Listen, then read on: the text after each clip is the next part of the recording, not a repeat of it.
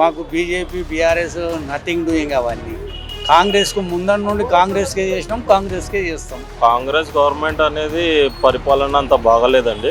नवीन अन्ना को टिकट दे दिए तो उन्होंने जीते तो बहुत काम होते, डेवलपमेंट होता, अच्छा होता, बहुत अच्छा होता. జూబ్లీహిల్స్ మాత్రం మాగంటి గోపీనాథ్ వాళ్ళ అంటే స్మిత మాత్రం గెలిచేది. కానీ ఇక్కడైతే గెలివే అవకాశం వాళ్ళ పిల్లలకి. బాబాయ్ గారు, ఇప్పుడు బై ఎలక్షన్స్ జరుగుతున్నాయి, ఎవరు వస్తారు ఏంటి అంటే ప్రధానంగా మనం చూసుకోవచ్చు 3 పార్టీలు బాగా పోటీ నెలకొంది. సో వీళ్ళు ఎవరు వస్తారు? మా ఎవరు అని నేను చెప్పం. మేము కాంగ్రెస్కు పనిచేస్తాం. ఏ క్యాండిడేట్ నిలబడ్డా కాంగ్రెస్ నుంచి కంపల్సరీ పనిచేస్తాం. మాకు బీజేపీ బీఆర్ఎస్ నథింగ్ డూయింగ్ అవన్నీ. కాంగ్రెస్కు ముందర నుండి కాంగ్రెస్కే చేసినాం, కాంగ్రెస్కే చేస్తాం. ఏ క్యాండిడేట్ నిలబడని కాంగ్రెస్లో నవీన్ యాదవ్ అని అంటలేము మేము. అదే బాబాయ్, యాక్చువల్లీ నవీన్ యాదవ్ పై అంటే కేసు అయితే పడింది, మీకు ఐడియా ఉండుంటది. సో అంటే ముందుగానే ఓటర్ కార్డ్ పంపిణీ చేశారని చెప్పి దీని పట్ల మీ అభిప్రాయం అది ఏంటి? పొద్దుగాల మార్నింగ్ పేపర్లో చూసినాం. అది కూడా చూసారు. అదే మరి ఎవరికి ఇచ్చినా మేము కాంగ్రెస్కే పనిచేస్తామమ్మా. అసలు నవీన్ యాదవ్ పై అంటే ఏంటంటే ఈసారి 2014, 2018లో ఆయన పోటీ చేసి ఓడిపోయారు. కానీ ఈసారి కనుక నాకు టికెట్ ఇస్తే నేను గెలుస్తాను, కంపల్సరీగా జూబ్లీ హిల్స్లో నేను టికెట్ ఇస్తే కనుక నేనే విజయం సాధిస్తానని చెప్పేసి ఆయన అంటున్నారు. కానీ ఈ తరుణంలో ఇలాంటి కేసు పడడం అనేది మీకు అంటే మీరు ఏమనుకుంటున్నారు?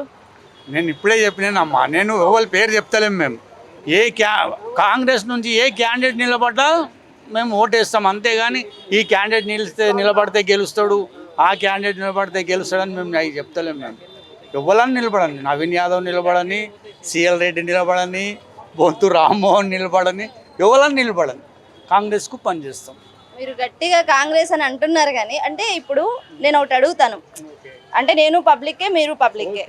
ఇక్కడ ఏంటంటే చాలా మంది మాకు ఇంకా రోడ్లు చాలా దారుణంగా ఉంది పరిస్థితి, ఒక బస్సు ఆడవాళ్ళకి ఇచ్చిందే కనిపిస్తుంది కానీ మేము ఇంకా ఎదుర్కొంటున్నాము చాలా, ఇలాంటి ఏమీ జరగలేదు ఈ హయాంలో అని చెప్పేసి అంటున్నారు. దీనికి మీ సమాధానం ఏంటి? ఇది రూలింగ్ పార్టీ. ఇంతకుముందు కాంగ్రెస్ హయాంలోనే రోడ్లు పడ్డాయి, ఇంతవరకు మాత్రం బీఆర్ఎస్ 10 సంవత్సరాలు చేసింది, ఒక్క రోడ్డు కూడా వెళ్ళేది. మొన్న డిప్టీ మేయర్ బాబా బషీరుద్దీన్ ఉన్నప్పుడు ఇవి చేపించండి ఆయన, డిప్టీ మేయర్ ఉన్నప్పుడు. ఇప్పుడు మొన్న శంకుస్థాపన చేసారు. అది ఎవరి పీరియడ్లో ఉండని మా సమస్య కాదు, అది ఆయన ఉన్నాడు కానీ చెప్తున్నాం అంతే. పీరియడ్ అది అది ఎవరి పీరియడ్లో ఉన్నాను రా కాక, అది మనం చెప్పొద్దు. ఆయన రాంగ్ ఎందుకు, కరెక్ట్ ఆన్సర్ అది. మా ఉద్దేశం ఏంది, మొన్న శంకుస్థాపన చేసిరమ్మ కాంగ్రెస్, వివేక్ వెంకటస్వామి వచ్చి ఓన్లీ మా బస్తీల రోడ్లు బాగలేవు, ఈ రోడ్ల గురించి డ్రైనేజ్ గురించి ఆయన శంకుస్థాపన చేసిండు. అది చేసిన ఒక 2-3 గంటలకి ఎలక్షన్ కూడా వచ్చేసింది. చూద్దాం, మరి రూలింగ్ పార్టీ ఉంది, చేస్తారా, చేయకపోతే మళ్ళీ వాళ్ళ కర్మ ఇక అంతే, ఇక మనం ఏం చేయలేము. ఇక జూబ్లీహిల్స్ మాత్రం మాగంటి గోపీనాథ్ వాళ్ళ అంటే స్మిత మాత్రం గెలిచేది. ఎందుకంటే ఇచ్చిన పథకాలు అనేది లబ్ధి పొందలేదు. లబ్ధి పొందిన అంటే 6 గ్యారెంటీలకి 2 మాత్రమే కన్ఫర్మ్ అయినాయి. ఒకటి ఫ్రీ బస్, ఒకటి రెండవది కరెంటు కూడా అందరికీ వర్కౌట్ కాలేదు. ఇంత నోటిఫికేషన్ అంటే గవర్నమెంట్ గత సంవత్సరం కంటే ఈ సంవత్సరం చేసింది ఏమి లేదు అభివృద్ధి. గత సంవత్సరం నోటిఫికేషన్ మాత్రమే ఈ సంవత్సరం రిలీజ్ చేశారు, రిజల్ట్ ఇవ్వకుండా. ఇది మన కానిస్టేబుల్ పోస్టులు చేసుకుంటే డిఎస్సి పోస్టులు అయినా గత టీఆర్ఎస్ ప్రభుత్వం నోటిఫికేషన్ ఇచ్చింది, రిజల్ట్ కానీ అన్నీ ఇవ్వకుండా, రిజల్ట్ లాస్ట్ మూమెంట్లో కేసీఆర్ వస్తా మూమెంట్లో ఇవ్వకుండా రేవంత్ రెడ్డి వచ్చిన తర్వాత దాన్ని రిలీజ్ చేయడం వల్ల ఇప్పుడు కాంగ్రెస్ ప్రభుత్వం గెలిచింది. కానీ ఇప్పుడు మాత్రం ఇక్కడ మాగంటి సునీత మాత్రమే గెలుస్తుంది ఇక జూబ్లీహిల్స్లో. అదే చాలా మంది ఇప్పుడు ఏంటంటే రోడ్లు కూడా మంచిగా లేవు, మేము వస్తుంటే కూడా చూసాము, రోడ్లు కూడా మంచిగా లేవు. అంటే ఇప్పుడు మళ్ళీ జూబ్లీ హిల్స్ అంటే మాగంటి సునీత గారు విజయం సాధిస్తే ఇవన్నీ మళ్ళీ వస్తాయి అంటే రోడ్లు వేపిస్తారా, ఇలాంటి అభివృద్ధి వస్తుందా అని మీరు అనుకుంటున్నారా? వణుకుందంటే పైన దాన్ని బట్టి, పైన కాంగ్రెస్ ప్రభుత్వం వీళ్ళు సపోర్ట్ చేయదాన్ని బట్టి అభివృద్ధి చేస్తారు, లేకుంటే వాళ్ళు ఇచ్చేదాన్ని బట్టి ఉంటుంది కాంగ్రెస్ ప్రభుత్వం. केसीआर की पार्टी कौन सी है जी? वही अच्छा है मैडम, हमारे वही समझ में आया। हम कभी भी डालते उनको ही डालते, अब जब से वो पार्टी आया उनको ही डालते, नेक्स्ट टाइम भी उनको ही डालेंगे।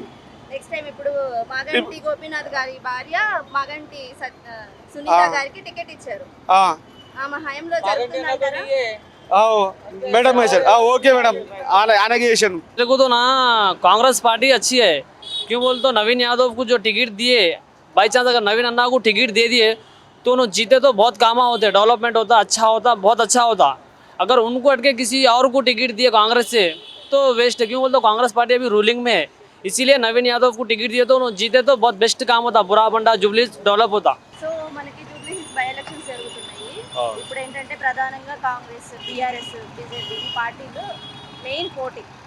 సో వీళ్ళ మధ్య మీరు అంటే ఎవరు వస్తారని చెప్పేసి అభిప్రాయపడుతున్నారు? కాంగ్రెస్ గవర్నమెంట్ అనేది పరిపాలన అంత బాగలేదండి. ఈ ప్రస్తుతానికైతే కేసీఆర్ గవర్నమెంటే బాగుంది అంత ముందు. ఇప్పుడు కూడా వాళ్ళే వస్తే బాగుంటుందని అనిపిస్తున్నది. అదైతే రోడ్లు ఇలా అవును. పట్ల ఇంకా రోడ్లు అనేది ఇంకా వేయలేదు. ఇక్కడ వేయలేదు. ఏంటంటే చాలా దారుణంగా ఉన్నాయి. అవును. వీటి పట్ల మీ అభిప్రాయం ఏంటి? అదే అండి, కాంగ్రెస్ గవర్నమెంట్ ఏ పని సరిగ్గా అవ్వట్లేదు, సరిగ్గా చేయలేదు. మహిళలకి ఇస్తా అన్నారు, వాళ్ళు ఫ్రీ బస్ ఒకటే ఇస్తే అయిపోతుందా పరిపాలన? తులం బంగారం ఇస్తా అన్నారు వాళ్ళకి, 500 2500 వేస్తా అన్నారు ప్రతి మహిళకి. అది లేదు, ఏది లేదు. ఏది పాలన అసలు కాంగ్రెస్ పాలననే బాగా అనిపించట్లేదు, నా ఒపీనియన్ అది.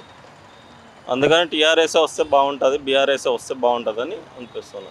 కానీ ఇప్పుడు ఏంటంటే మన కాంగ్రెస్ పార్టీయే కదా ఉంది. అవును, సో బీఆర్ఎస్ వస్తే పనులు అవుతాయి అని చెప్పేసి అనుకుంటున్నాను. అవుతాయండి.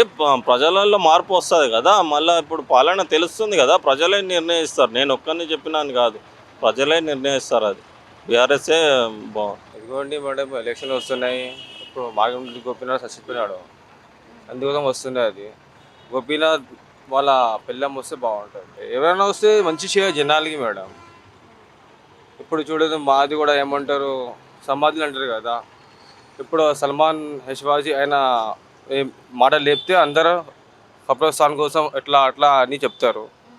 ఎవరైనా గెలవండి, ప్రజలకి న్యాయం చేయాలి మేడం, అంతే. మంచి చేస్తే మంచిది, ఎవరైనా మంచిగా ఉండొచ్చు.